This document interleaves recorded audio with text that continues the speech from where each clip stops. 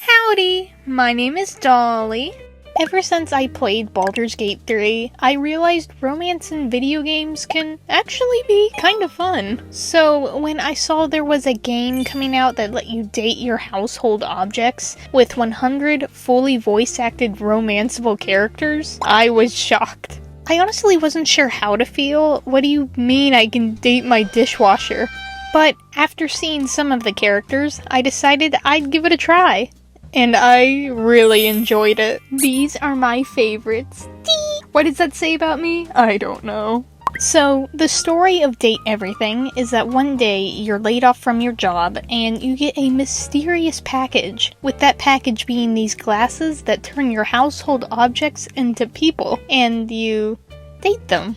Seeing all of these different designs in the game got me thinking about other objects that could exist in the game. So today, we are going to be designing 3 new dateable characters for Date Everything. Speaking of original characters, I would love to give a huge shout out to today's sponsor, Unveil. If you've ever wanted a website that would let you showcase all of your beautiful OCs in one place, Unveil has got you covered. Unveil is a 100% AI art free community made for artist by artist, with over 200,000 creatives ready to see your creations. I really love the character page feature because I'm able to show off pieces of my characters alongside any lore about them, and if I want to get really detailed, I can add specific traits for each of my characters, and make new ones if the pre-existing traits don't do it for me. There's also questions of the day, which give you questions about your character that you can answer. I'm also able to create worlds, which are pages dedicated to any universe you've created, so you can organize your characters, images, and writing all together in one easy-to-find place. So if you've got some OCs that you want to keep track of and show off, I definitely recommend using Unveil. Click the link in my description and get started on Unveil today. You can follow me on there too. My username is Dolly Dachshund. Thank you again to Unveil, and let's get back to the video.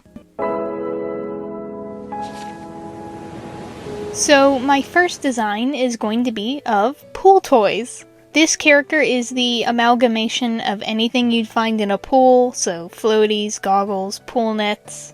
I decided to go with a little bit of a beach Gyaru look for her because I haven't drawn a Gyaru since my G3 Laguna, and I had a lot of fun designing her. My favorite Date Everything character designs usually found unique ways to incorporate the object into the character, like Tyrell's towel tie or Rainy's vinyl fan, so I definitely wanted to try and do that with my designs. So her bracelets are those little toy hoops you'd throw to the bottom of the pool, and the curlers in her hair are pool noodles. That is definitely my favorite part of her design.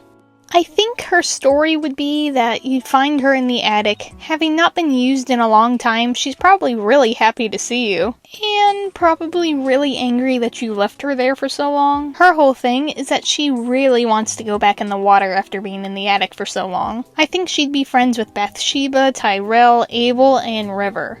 And you'd probably take her to them in your quest. Since the player character doesn't have a pool, the closest thing she can get is the tub. And once you move her to the tub and she's back in the water, she transforms into a mermaid. I was actually kind of surprised there wasn't a mermaid-esque character already in the game, and I thought it would fit a pool toy dateable really well. I also ended up naming her Sandy, her full name being Sandy Pale. I'm great with puns, you guys. I thought it would be cute if she had these little tattoos on her legs. They are kind of hard to see, but they're based off of this old Barbie doll I had, that when you put her in the water, these really bright pink tattoos would appear. Gave her these cute stretch marks, but unfortunately it's kind of hard to see because of her tube. There's actually a lot of little things that can be hard to see on her at first, like her beads are little life preservers, and her earrings are little beach balls. I think she'd be pretty easy to romance, just maybe don't mention the fact that everybody forgot about her in the attic. I will say that is my one thing about Date Everything that I didn't like. It was extremely difficult to romance certain people. Like, this one guy refused to love me because I didn't happen to guess what specific wine he had the first time we met. And the game doesn't seem to say what the wine is anywhere, you're just supposed to know. And my candelabra is broken. Let me kiss the Preminger, please. That's a big reason why Barry is one of my favorites. He was just interested in learning about you, and you get to help him with his memory issues. His hair is unique, but it's okay. It still cracks me up that these are supposed to be objects. I totally forgot while playing, and I'll be like, whoa, look at this character. Wait, what is he? The door? Colors were a bit harder to figure out. I knew I wanted her to be blonde, and that the blue and pink should really be big parts of her color scheme. But I wasn't really sure about her secondary colors. I also thought that maybe brown would look cute, but for this particular design, I don't know, it just looked too muddy. So I decided to go for white and green as her accent colors. I made her pretty mermaid tail. I decided that blue looked best and made her fin have this kind of see-through look to give her that nostalgic plastic toy vibe. She weirdly reminds me of those old soaps with the fish in them. Does anyone know what I'm talking about? Here's Sandy. I definitely think she falls under the category of a charm dateable. But what do you think? Do you like her? What ending would you get with her? Now run along. We'll be right back, sugar. When a woman says later, she really means not ever. We're gonna get ourselves married and live happily ever after. Fuck her up, buttercup. So our next dateable is a bit of a weirder object. He is going to be a Dance Dance Revolution mat. A soft pad, not a whole cabinet. This guy is a little bit special because he's going to have a partner. Well, kind of. His name is going to be Matt Movengroover, or just Matt for short. He's a little bit of a celebrity in the house. If you want to see a show, you visit Matt. He's like the very definition of 2000s dancers. Super energetic, kind of eccentric, and boy, he knows how to move. But he has a competitor. Fellow artist Just a Tea Kettle designed his counterpart, Lady Cha-Cha, and she is very competitive. She is a Dance Dance Revolution cabinet, so she plays very differently. I think the rest of the household really enjoys their dance-offs. I mean, if you've seen people competing in DDR, it can get intense. Your job as the player is to decide whether they stay mortal enemies, always trying to be number one, or maybe bring them together?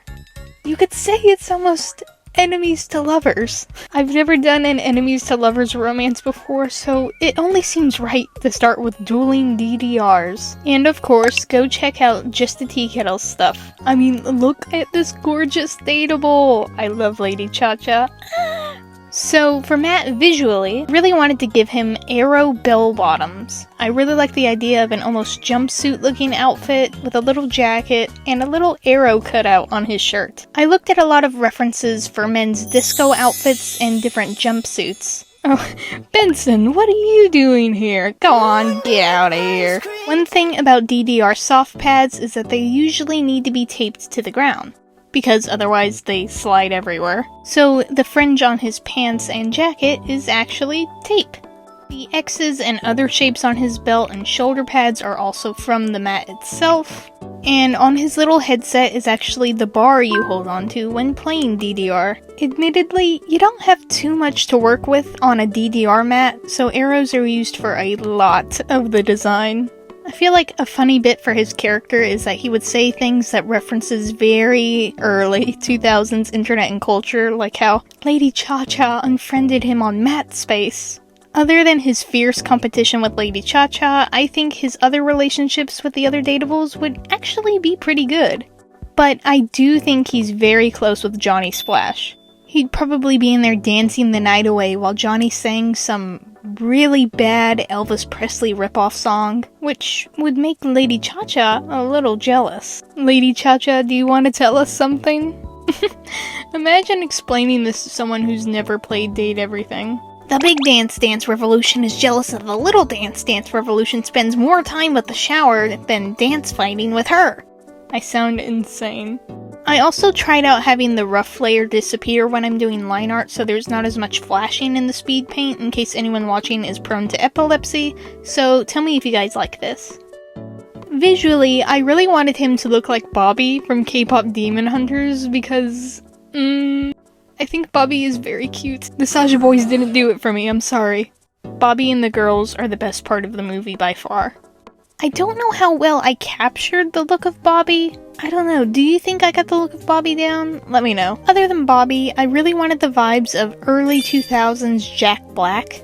Especially like Jack Black in The Holiday and a little bit of School of Rock. I looked at a lot of pictures of this era of Jack Black for pose reference. I noticed there wasn't a whole lot of shorter male characters in the game, other than the mousetrap and the pirate, who friend-zoned me, by the way. That's what I get for trying to romance the Raggedy Ann pirate. I thought it would be good to add another shorter guy to the roster. And I actually think he turned out really cute, so for his last little details, I made his facial hair into an arrow, gave him a little menu options headband, and I was originally going to go with a tattoo like this for him, but it was a little too distracting, so I just made it kind of a tan in the shape of a number 2, since he is technically player number 2. And here he is! OMG, I love him. Would you date him? Would you bring him and Lady Cha-Cha together? Or split them apart even more? Definitely let me know. Yo! What you doing? Still wanna hang out? No, my life is horrible! Isn't it obvious? I love you!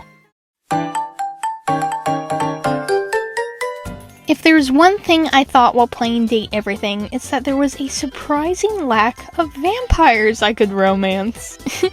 You know me, I love a good vampire romance, so I felt it was absolutely necessary. I also found that there was no jewelry character, which was very surprising to me because that seems like exactly the type of object I'd see in the game. Then I thought, what if there was a vampire dateable who lived in a jewelry box, aka his coffin? Bam, Jasper, the jewelry vampire, was born.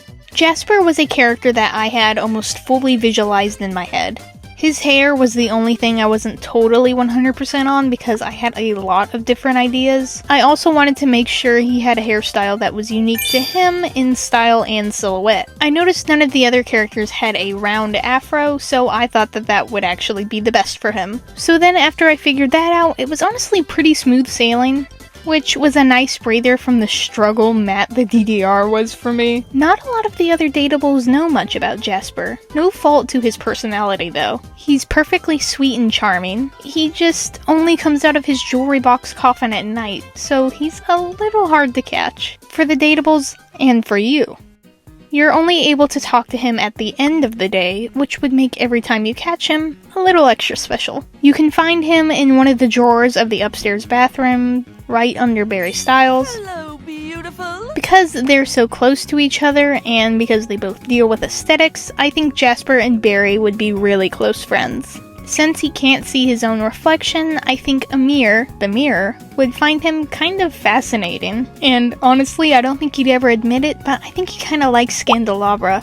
The only people he probably wouldn't like would be Lux and Friar Errol, since one is literally light incarnate and the other is a friar. When you meet him for the first time, he'd probably be a little shocked to see you. He'd tell you that after leaving him alone for so long, he needed to be paid in blood. Not actual blood, he'd specify.